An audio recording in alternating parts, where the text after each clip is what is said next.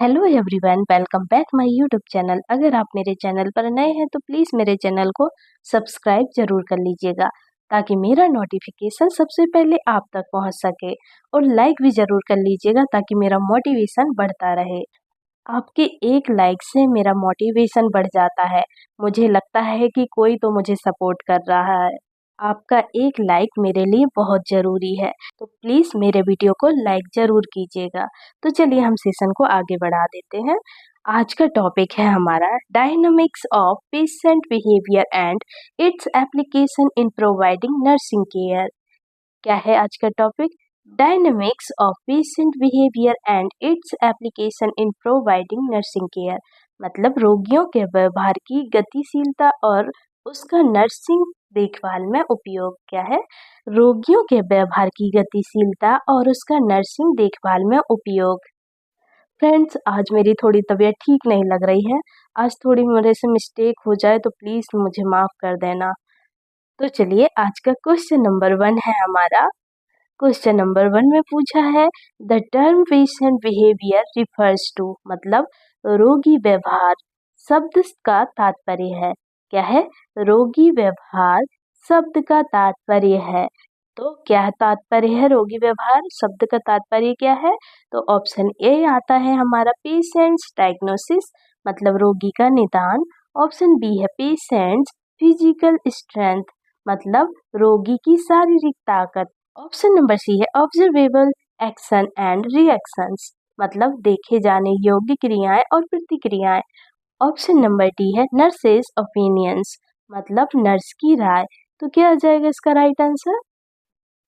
Question number 1 का right answer क्या हो जाएगा? क्वेश्चन नंबर 1 का राइट आंसर हो जाएगा ऑप्शन नंबर सी। क्या हो जाएगा? ऑप्शन नंबर सी हो जाएगा right answer. Observable actions and reactions, मतलब देखे जाने योग्य क्रियाएं और प्रतिक्रियाएं। क्या हो जाएगा? देखे जाने योग्य क्रियाएं और प्रतिक्रियाएं राइट आंसर हो जाएगा।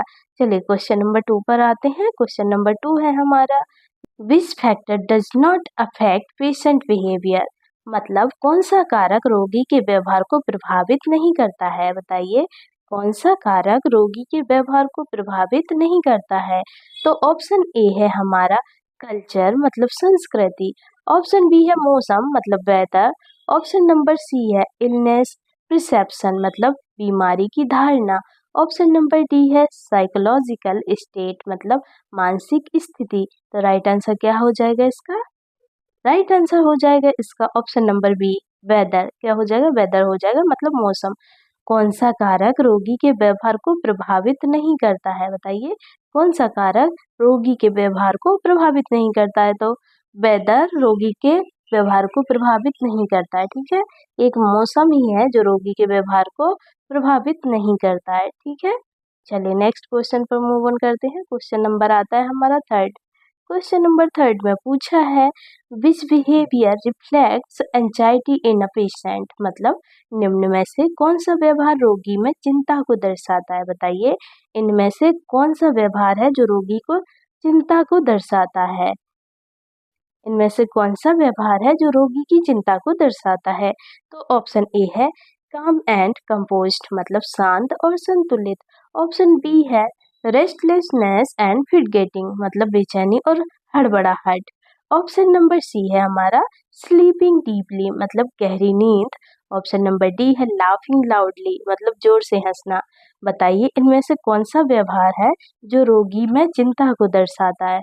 किस चीज से रोगी को चिंता होती है? बताइए, राइट आंसर क्या हो जाएगा इसका? राइट आंसर हो जाएगा option number B, restlessness and fidgeting. क्या हो जाएगा?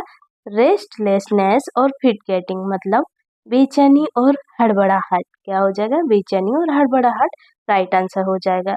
चलिए क्वेश्चन नंबर 4 पर मूव ऑन करते हैं। क्वेश्चन नंबर 4 है हमारा, a nurse should respond to aggressive behaviour of a patient by. क्या पूछा है? A nurse should response to aggressive behaviour of a patient by, मतलब नर्स को रोगी के आक्रामक व्यवहार पर कैसे प्रतिक्रिया देनी चाहिए? बताइए, जब रोगी गुस्सा हो जाता है तो फिर नर्स को क्या प्रतिक्रिया देनी चाहिए? बताइए। तो ऑप्शन ए है हमारा चिल्लाकर जवाब देना, मतलब एलिंग बैक। ऑप्शन नंबर बी है स्टेइंग काम and using D escalation techniques, मतलब शांत रहकर तनाव घटाने की तकनीकों का प्रयोग करना चाहिए। ऑप्शन नंबर सी है इग्नोरिंग द पेशेंट, मतलब रोगी को अनदेखा करना चाहिए। ऑप्शन नंबर डी है हमारा फिजिकली रिस्ट्रेनिंग इमिडिएटली, मतलब तुरंत शारीरिक रूप से रोकना चाहिए। तो क्या आ जाएगा इसका राइट आंसर। क्वेश्चन में क्या पूछा है, पहले फिर से क्वेश्चन देख लीजिए। क्वेश्चन में पूछा है नर्स को रोगी के आक्रामक व्यवहार पर कैसे प्रतिक्रिया देनी चाहिए। आक्रामक व्यवहार मतलब अगर रोगी गुस्सा है, हाइपर हो रहा है, तो नर्स को कैसी प्रतिक्रिया देनी चाहिए, बताइए। राइट आंसर क्या हो जाएगा इसका। क्वेश्चन नंबर 4 का राइट आंसर क्या आ जाएगा। राइट आंसर आ जाएगा ऑप्शन नंबर बी। क्या हो जाएगा, ऑप्शन नंबर बी हो जाएगा राइट आंसर। स्टेइंग काम and using D escalation techniques, मतलब शांत रहकर तनाव घटाने की तकनीकों का प्रयोग करना चाहिए। ठीक है, शांत रहकर तनाव घटाने की तकनीकों का प्रयोग करना चाहिए, मतलब शांत रहना है और रोगी का तनाव घटाने की कोशिश करना है। ठीक है, चलिए नेक्स्ट क्वेश्चन पर मूव ऑन करते हैं। क्वेश्चन नंबर आता है हमारा 5। क्वेश्चन नंबर 5 में पूछा है regression is an example of, मतलब पश्चगमन, मतलब रिग्रेशन किसका उदाहरण है, बताइए। पश्चगमन को बोलेंगे रिग्रेशन किसका उदाहरण है। तो ऑप्शन ए है हमारा हेल्दी बिहेवियर, मतलब स्वस्थ व्यवहार। ऑप्शन बी है हमारा कॉग्निटिव डेवलपमेंट, मतलब संज्ञानात्मक विकास। ऑप्शन नंबर सी है डिफेंस मैकेनिज्म, मतलब रक्षा तंत्र। ऑप्शन नंबर डी है सोशल एडेप्टेशन, मतलब सामाजिक अनुकूलन। राइट आंसर क्या आ जाएगा इसका। क्वेश्चन नंबर 5 का राइट आंसर क्या आ जाएगा। राइट आंसर हो जाएगा इसका ऑप्शन नंबर सी। क्या हो जाएगा, ऑप्शन नंबर सी हो जाएगा डिफेंस मैकेनिज्म, मतलब रक्षा तंत्र। राइट आंसर हो जाएगा इसका। चलिए नेक्स्ट क्वेश्चन पर मूव ऑन करते हैं। क्वेश्चन नंबर आता है हमारा 6। क्वेश्चन नंबर 6 में पूछा है A withdrawn patient often shows behavior like, मतलब एक अलग थलग रोगी आमतौर पर कैसा व्यवहार करता है, बताइए। एक अलग थलग रोगी आमतौर पर कैसा व्यवहार करता है। तो ऑप्शन ए है हमारा ओवर टॉकेटिव, मतलब अधिक बातूनी, मतलब अत्यधिक बातूनी। ऑप्शन बी है अग्रेसिव, मतलब आक्रामक, मतलब आक्रामक। ऑप्शन नंबर सी है avoiding eye contact and communication, मतलब आंख मिलाने में, मतलब आंख मिलाने और बातचीत से बचना। ऑप्शन नंबर डी है हमारा hyper activity. Option number D है हाइपर एक्टिव, मतलब अति सक्रिय। तो राइट आंसर क्या हो जाएगा इसका। क्वेश्चन नंबर 6 का राइट आंसर क्या हो जाएगा। राइट आंसर हो जाएगा इसका ऑप्शन नंबर सी। क्या हो जाएगा, ऑप्शन नंबर सी हो जाएगा right answer. Avoiding eye contact and communication, मतलब आंख मिलाने और बातचीत से बचना। ठीक है, चलिए नेक्स्ट क्वेश्चन पर मूव ऑन करते हैं। क्वेश्चन नंबर आता है हमारा 7। क्वेश्चन नंबर 7 में पूछा है which approach helps in understanding patient behaviour best, मतलब रोगी के व्यवहार को समझने में सबसे अधिक कौन सा दृष्टिकोण है, बताइए। रोगी के व्यवहार को समझने में सबसे अधिक सहायक कौन सा दृष्टिकोण है। तो ऑप्शन ए है पनिशमेंट अप्रोच, मतलब दंड दृष्टिकोण। ऑप्शन नंबर बी है हॉलिस्टिक अप्रोच, मतलब समग्र दृष्टिकोण। ऑप्शन नंबर सी है सुपरफिशियल ऑब्जर्वेशन, मतलब सतही निरीक्षण। ऑप्शन नंबर डी है क्विक जजमेंट, मतलब त्वरित निर्णय। तो क्या जाएगा इसका राइट आंसर। क्वेश्चन नंबर 7 का राइट आंसर क्या हो जाएगा। राइट आंसर हो जाएगा इसका ऑप्शन नंबर बी। क्या हो जाएगा, ऑप्शन नंबर बी हो जाएगा राइट आंसर। हॉलिस्टिक अप्रोच, मतलब समग्र दृष्टिकोण हो जाएगा राइट आंसर। चलिए नेक्स्ट क्वेश्चन पर मूव ऑन करते हैं। क्वेश्चन नंबर आता है हमारा 8। क्वेश्चन नंबर 8 में पूछा है a patient consistently seeking attention is showing, मतलब लगातार ध्यान आकर्षित करने वाला रोगी दर्शाता है। तो ऑप्शन ए है पैसिव बिहेवियर, मतलब निष्क्रिय व्यवहार। ऑप्शन बी है डिपेंडेंट बिहेवियर, मतलब आश्रित व्यवहार। ऑप्शन नंबर सी है साइकोटिक बिहेवियर, मतलब मानसिक विकार व्यवहार। ऑप्शन नंबर डी है ऑप्शन नंबर डी है नॉर्मल एडजस्टमेंट, मतलब सामान्य अनुकूलन। तो राइट आंसर क्या आ जाएगा इसका। क्वेश्चन नंबर 8 का राइट आंसर बताइए क्या हो जाएगा। जल्दी बताइए राइट आंसर क्या हो जाएगा। राइट आंसर हो जाएगा इसका ऑप्शन नंबर बी। क्या हो जाएगा? ऑप्शन नंबर बी हो जाएगा आश्रित व्यवहार। क्या हो जाएगा? आश्रित व्यवहार मतलब डिपेंडेंट बिहेवियर। क्या हो जाएगा? डिपेंडेंट बिहेवियर राइट आंसर हो जाएगा। चलिए नेक्स्ट क्वेश्चन पर मूव ऑन करते हैं। क्वेश्चन नंबर आता है हमारा 9। क्वेश्चन नंबर 9 में पूछा है which communication is most effective with uncooperative Which communication is most effective with uncooperating? Which Question number 9 है Which communication is most effective with uncooperative patients? मतलब असहयोगी रोगियों के साथ कौन सा संप्रेषण सबसे प्रभावी है? तो ऑप्शन ए है थ्रेटनिंग टोन मतलब धमकाने वाला लहजा। ऑप्शन बी है काम एजर्टिव टोन मतलब शांत आत्मविश्वासपूर्ण लहजा। ऑप्शन नंबर सी है सरकेस्टिक टोन मतलब व्यंग्यात्मक लहजा। ऑप्शन नंबर डी है साइलेंट ट्रीटमेंट मतलब चुप्पी।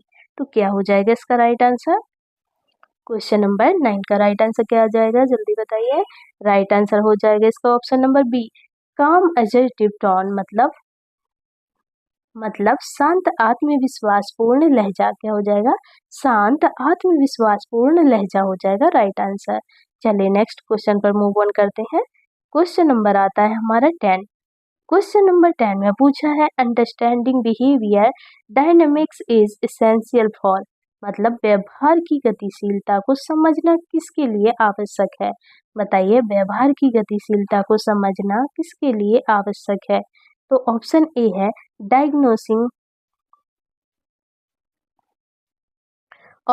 है डायग्नोसिंग फिजिकल इलनेस मतलब शारीरिक बीमारी का निदान करने के लिए। ऑप्शन बी है प्लानिंग नर्सिंग केयर मतलब नर्सिंग केयर की योजना के लिए। ऑप्शन सी है हॉस्पिटल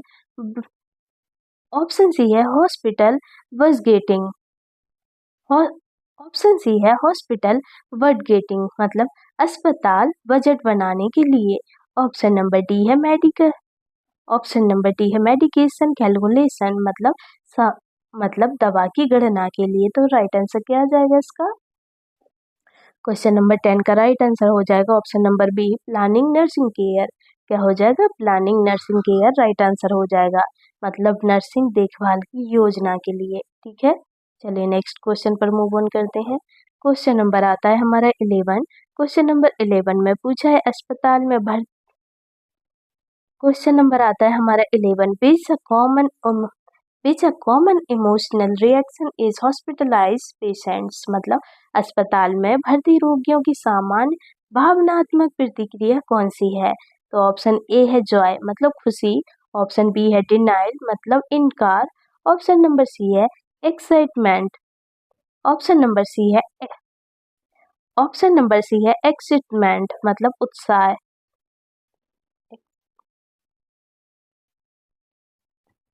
ऑप्शन नंबर डी है सेटिस्फिकेशन मतलब संतोष। तो राइट आंसर क्या आ जाएगा इसका? राइट आंसर हो जाएगा इसका ऑप्शन नंबर बी डिनाइल मतलब इनकार। क्या हो जाएगा राइट आंसर? इनकार मतलब अस्पताल में भर्ती रोगियों की सामान्य भावनात्मक प्रतिक्रिया कौन सी है? तो वो है डिनाइल इनकार मतलब इनकार। चलिए नेक्स्ट क्वेश्चन पर मूव ऑन करते हैं। क्वेश्चन नंबर आता है हमारा 12। क्वेश्चन नंबर 12 में पूछा है a patient crying frequently without reason में इंडिकेट मतलब रोगी का बिना कारण बार बार रोना किसकी ओर संकेत करता है? बताइए अब रोगी का बिना कारण बार बार रोना किसकी ओर संकेत करता है? तो ऑप्शन ए है जॉयफुल बिहेवियर मतलब आनंददायक व्यवहार। ऑप्शन बी है एंजाइटी और डिप्रेशन मतलब चिंता या अवसाद। ऑप्शन नंबर सी है हमारा कंफ्यूजन मतलब भ्रम। ऑप्शन नंबर डी है ओवर हाइड्रेशन मतलब अधिक जल सेवन। तो क्या आ जाएगा इसका राइट आंसर? क्वेश्चन नंबर 12 का राइट आंसर क्या आ जाएगा? राइट आंसर हो जाएगा इसका ऑप्शन नंबर बी। क्या हो जाएगा? ऑप्शन नंबर बी हो जाएगा एंजाइटी और डिप्रेशन। क्या हो जाएगा? एंजाइटी और डिप्रेशन मतलब चिंता या अवसाद। चलिए नेक्स्ट क्वेश्चन पर मूव ऑन करते हैं। क्वेश्चन नंबर आता है हमारा 13। क्वेश्चन नंबर 13 में पूछा है therapeutic communication helps the nurse to, मतलब चिकित्सात्मक संप्रेषण से नर्स को क्या लाभ होता है। तो ऑप्शन ए है हमारा कमांड द पेशेंट, मतलब रोगी पर हुकूमत। ऑप्शन नंबर बी है बिल्ड ट्रस्ट एंड रिपोर्ट, मतलब विश्वास और संबंध बनाना। ऑप्शन नंबर सी है हमारा स्पीड ऑफ डिस्चार्ज, मतलब जल्दी छुट्टी कराना। ऑप्शन नंबर डी है रिड्यूस डॉक्यूमेंटेशन, मतलब दस्तावेजीकरण कम करना। तो राइट आंसर क्या आ जाएगा इसका? क्वेश्चन नंबर 13 का राइट आंसर क्या हो जाएगा? राइट आंसर हो जाएगा इसका option number B, build trust and rapport, मतलब विश्वास और संबंध बनाना। ठीक है, विश्वास और संबंध बनाना। चलिए नेक्स्ट क्वेश्चन पर मूव ऑन करते हैं। क्वेश्चन नंबर आता है 14।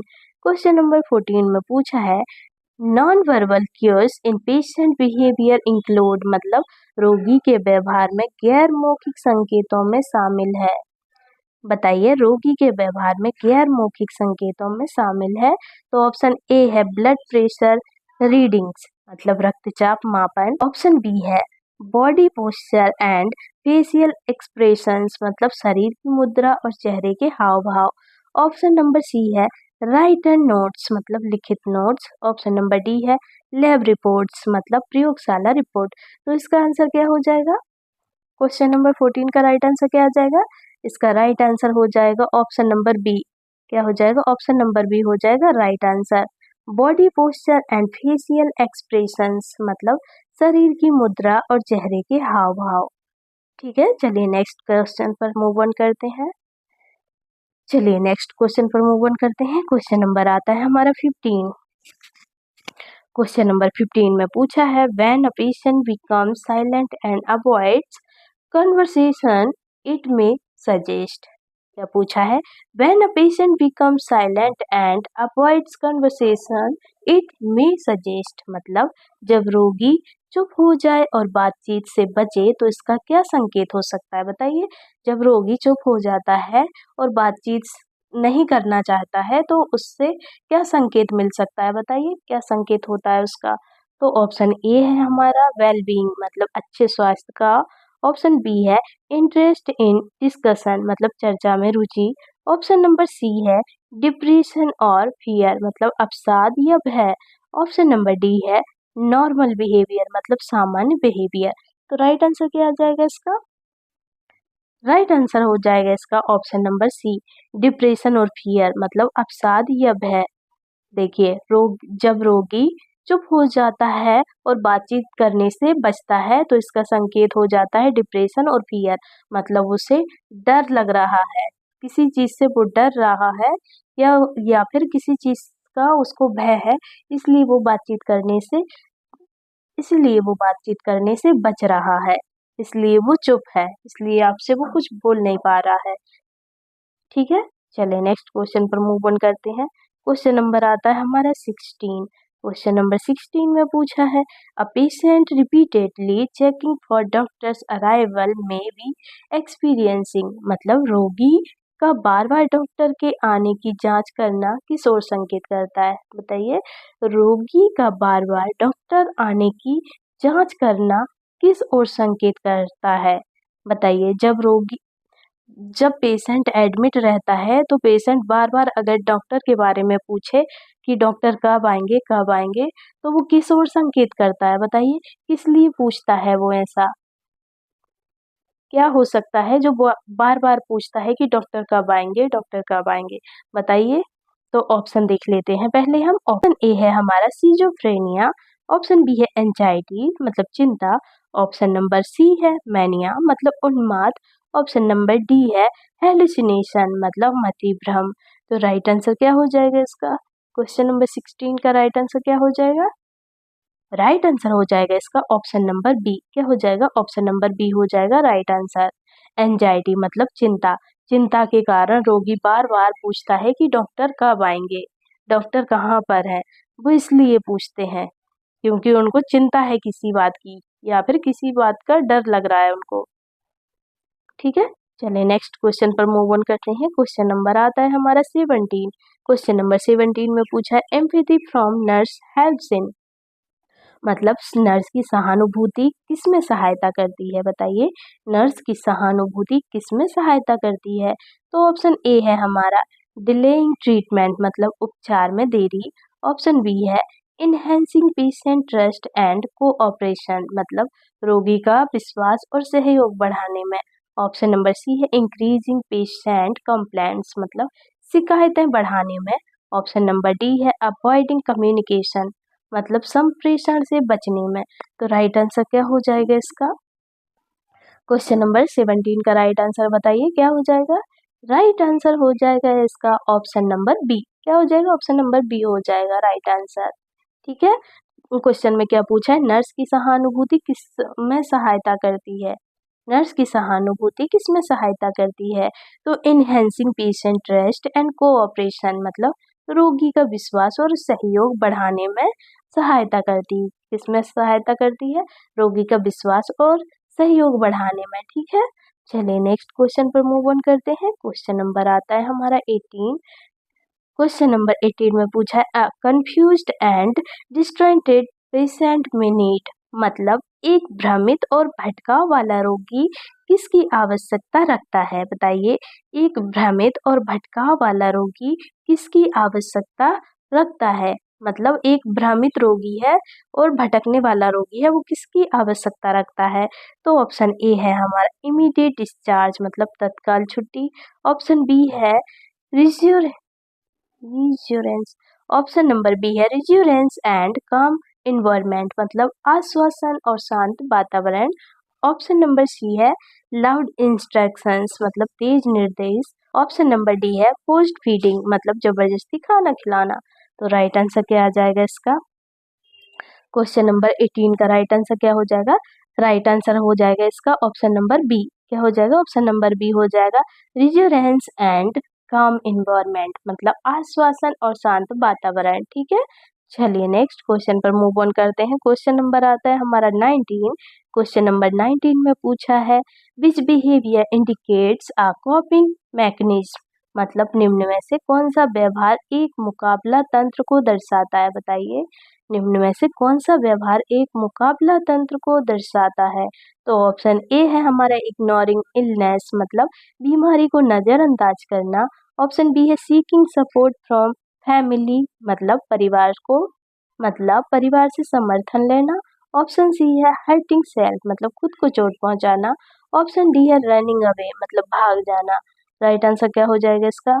राइट आंसर हो जाएगा इसका ऑप्शन नंबर बी। क्या हो जाएगा? ऑप्शन नंबर बी हो जाएगा राइट आंसर मतलब सीकिंग सपोर्ट फ्रॉम फैमिली मतलब परिवार से समर्थन लेना। ठीक है, चलिए नेक्स्ट क्वेश्चन पर मूव ऑन करते हैं। क्वेश्चन नंबर आता है हमारा 20। क्वेश्चन नंबर 20 में पूछा है the main goal of understanding patient behaviour is to मतलब रोगी के व्यवहार को समझने का मुख्य उद्देश्य क्या है? बताइए रोगी के व्यवहार को समझने का मुख्य उद्देश्य क्या है? तो ऑप्शन ए है पनिश देम मतलब उन्हें दंड देना। ऑप्शन बी है डायग्नोस फास्टर मतलब तेज निदान करना। ऑप्शन नंबर सी है प्रोवाइड इंडिविजुअलाइज्ड केयर मतलब व्यक्तिगत देखभाल प्रदान करना। ऑप्शन नंबर डी है रिड्यूस कॉस्ट मतलब लागत घटाना। तो राइट आंसर क्या हो जाएगा इसका? क्वेश्चन नंबर 20 का राइट आंसर बताइए क्या हो जाएगा? राइट आंसर हो जाएगा इसका option number C provide individualised care मतलब व्यक्तिगत देखभाल प्रदान करना। ठीक है, चलिए नेक्स्ट क्वेश्चन पर मूव ऑन करते हैं। क्वेश्चन नंबर आता है हमारा 21। क्वेश्चन नंबर 21 में पूछा है patient behaviour is best assessed through मतलब रोगी के व्यवहार का सबसे अच्छा आकलन किसके माध्यम से किया जाता है? बताइए रोगी के व्यवहार का सबसे अच्छा आकलन किसके माध्यम से किया जा सकता है? तो ऑप्शन ए है मेडिकेशन रिकॉर्ड्स मतलब दवा रिकॉर्ड। ऑप्शन बी है फैमिली हिस्ट्री। ऑप्शन बी है फैमिली हिस्ट्री ओनली केवल पारिवारिक इतिहास। ऑप्शन नंबर सी है observation and instruction. Option number C है ऑब्जर्वेशन एंड इंटरेक्शन मतलब अवलोकन और संवाद। ऑप्शन नंबर डी है टेम्परेचर चार्ट मतलब तापमान चार्ट। तो क्या हो जाएगा इसका राइट आंसर? राइट आंसर हो जाएगा इसका ऑप्शन नंबर सी। क्या हो जाएगा? ऑप्शन नंबर सी हो जाएगा राइट आंसर मतलब ऑब्जर्वेशन एंड इंट्रैक्शन। क्या हो जाएगा? Observation and interaction. चलिए नेक्स्ट क्वेश्चन पर मूव ऑन करते हैं। क्वेश्चन नंबर आता है हमारा 22। क्वेश्चन नंबर 22 में पूछा है a nurse can reduce patient anxiety by, मतलब नर्स रोगी की चिंता को कैसे कम कर सकती है? बताइए, नर्स रोगी की चिंता को कैसे कम कर सकती है? तो ऑप्शन देख लेते हैं हम। ऑप्शन ए है हमारा गिविंग स्ट्रिक्ट ऑर्डर्स, मतलब सख्त आदेश देना। ऑप्शन बी है इग्नोरिंग सिम्टम्स, मतलब लक्षणों को अनदेखा करना। ऑप्शन नंबर सी है providing clear information and support, मतलब स्पष्ट जानकारी और सहयोग देना। ऑप्शन नंबर डी है इनकरेजिंग आइसोलेशन, मतलब अलगाव को बढ़ावा देना। तो राइट आंसर क्या हो जाएगा इसका? क्वेश्चन नंबर 22 का राइट आंसर क्या हो जाएगा? राइट आंसर हो जाएगा इसका ऑप्शन नंबर सी। क्या हो जाएगा? ऑप्शन नंबर सी हो जाएगा providing clear information and support, मतलब स्पष्ट जानकारी और सहयोग देना। ठीक है, नर्स रोगी की चिंता को कैसे कम कर सकती है? तो स्पष्ट जानकारी और सहयोग देने से रोगी की चिंता को कम कर सकती है। ठीक है, चलिए नेक्स्ट क्वेश्चन पर मूव ऑन करते हैं। क्वेश्चन नंबर आता है 23। क्वेश्चन नंबर 23 में पूछा है the behavioural response of a patient in pen is often, मतलब दर्द में रोगी की व्यवहारिक प्रतिक्रिया सामान्यता होती है। तो ऑप्शन ए है लाफिंग, मतलब हंसना। ऑप्शन बी है स्लीपिंग, मतलब सोना। ऑप्शन सी है इरिटेबिलिटी एंड रेस्टलेसनेस, मतलब चिड़चिड़ापन और बेचैनी। ऑप्शन डी है सिंगिंग, मतलब गाना। तो राइट आंसर क्या हो जाएगा इसका? जल्दी बताइए। क्वेश्चन नंबर 23 का राइट आंसर क्या हो जाएगा? राइट आंसर हो जाएगा इसका ऑप्शन नंबर सी। क्या हो जाएगा? ऑप्शन नंबर सी हो जाएगा राइट आंसर।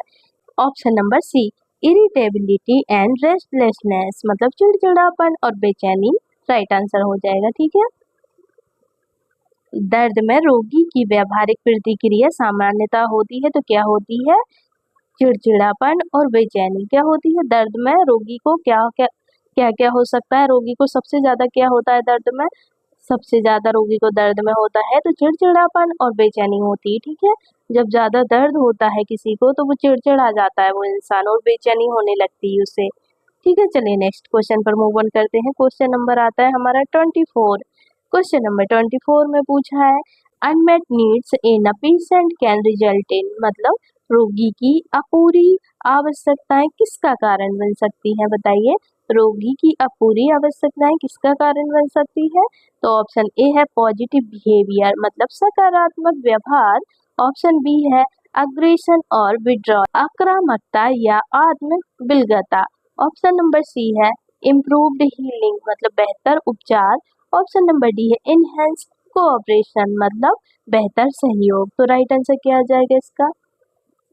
राइट आंसर हो जाएगा इसका ऑप्शन नंबर बी। क्या हो जाएगा? ऑप्शन नंबर बी हो जाएगा राइट आंसर, अग्रेसिव अग्रेशन और विड्रॉल। ठीक है, आक्रामकता या आत्म विलगता। चलिए नेक्स्ट क्वेश्चन पर मूव ऑन करते हैं। क्वेश्चन नंबर आता है हमारा 25। क्वेश्चन नंबर 25 में पूछा है behavioural assessment is a part of, क्या पूछा है? Behavioural assessment is a part of, मतलब व्यवहार मूल्यांकन किसका एक हिस्सा है? बताइए, व्यवहार मूल्यांकन किसका एक हिस्सा है? तो ऑप्शन ए है हमारा नर्सिंग डायग्नोसिस, मतलब नर्सिंग निदान। ऑप्शन बी है हॉस्पिटल एडमिशन, मतलब अस्पताल में भर्ती। ऑप्शन सी है ड्रग डिस्ट्रीब्यूशन, मतलब दवा वितरण। ऑप्शन नंबर डी है बेड मेकिंग, मतलब बिस्तर लगाना। तो राइट आंसर क्या हो जाएगा इसका? क्वेश्चन नंबर 25 का राइट आंसर क्या हो जाएगा? राइट आंसर हो जाएगा इसका ऑप्शन नंबर ए। क्या हो जाएगा? ऑप्शन नंबर ए हो जाएगा राइट आंसर, नर्सिंग डायग्नोसिस। क्या हो जाएगा? नर्सिंग डायग्नोसिस, मतलब नर्सिंग निदान। व्यवहार मूल्यांकन किसका हिस्सा है? तो नर्सिंग निदान का हिस्सा है। ठीक है, तो फ्रेंड्स ये थे हमारे आज के क्वेश्चन। आज का सेशन हम यहीं खत्म करते हैं। अगर आपको मेरा वीडियो अच्छा लगा हो तो प्लीज़ मेरे वीडियो को लाइक सब्सक्राइब जरूर कर दीजिएगा और एक प्यारा सा कमेंट जरूर कर दीजिएगा। और जो भी क्वारीज हो तो आप मुझसे पूछ सकते हैं, कमेंट करके आप मुझे बता सकते हैं। जो भी आपको पूछना हो या जो भी बोलना हो आप मुझे कमेंट करके बता सकते हैं, मैं आपके कमेंट का जवाब जरूर दूंगी। ठीक है, तो चलिए मिलते हैं हम अब नेक्स्ट वीडियो में। तब तक के लिए आप अपना ख्याल रखिएगा। Bye bye and take care.